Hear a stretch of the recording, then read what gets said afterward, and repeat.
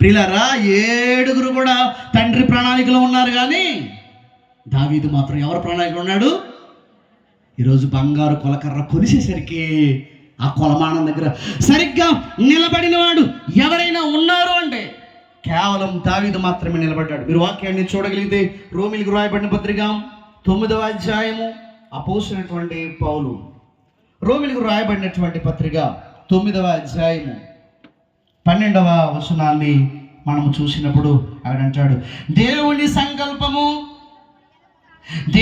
సంకల్పము క్రియల మూలముగా కాక పిలుచువాని మూలముగానే నిలకడగా ఉండు నిమిత్తము. ఇక్కడ మీరు చూసినట్లయితే ఎంత అద్భుతమైనటువంటి మాటను అక్కడ మాట్లాడుతున్నాడు. పైన మాట్లాడుతూ అతను అంటాడు, ఇదిగో ఏర్పాటును అనుసరించిన దేవుని సంకల్పం. ఈరోజు దేవుని సంకల్పంలో మనం ఉన్నామా లేదన్నది చూసి